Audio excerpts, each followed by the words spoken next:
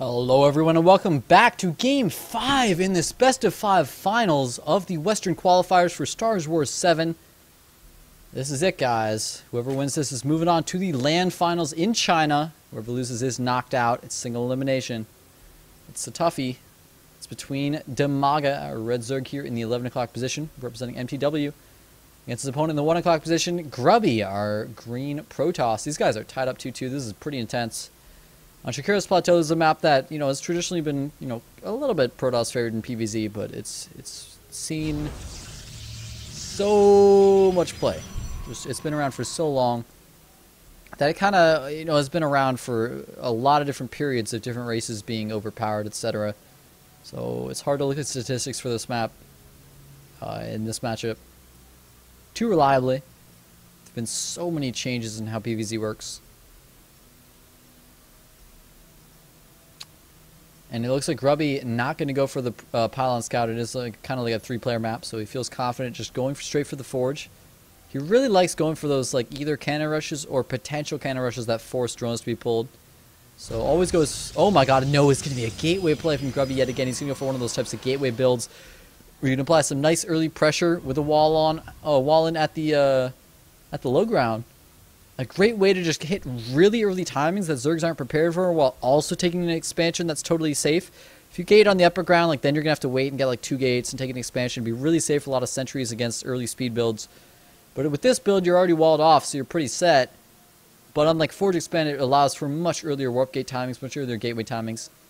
And he might still drop the pylon and fake... Okay, no, he's not. I thought maybe he was going to still drop the pylon and... Oh, he might indeed. This drone trying to stay hidden. Look at great play by mTwDIMAGA. Hiding the drone so the probe will walk up, not see a drone moving down, and then he'll be able to get the hatchery up. Excellent play.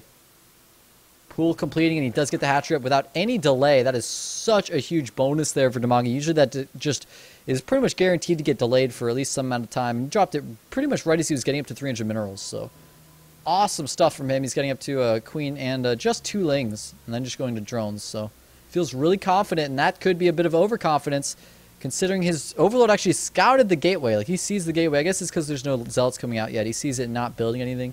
Grubby not going for zealot first, just going to go straight to stalker. He saw no gas from the Zerg, although mTwDIMAGA is now adding on Zerg now, gas now. He's adding Zerg.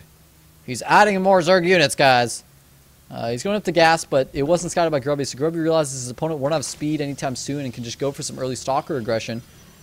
Now, that's a great play, but I'm curious to see how well it'll work. After the queen buff, those new 5-range queens, stalkers just with 6 range aren't... It's not nowhere near as easy to just kite against them. Ling trying to find this probe, and they will find it.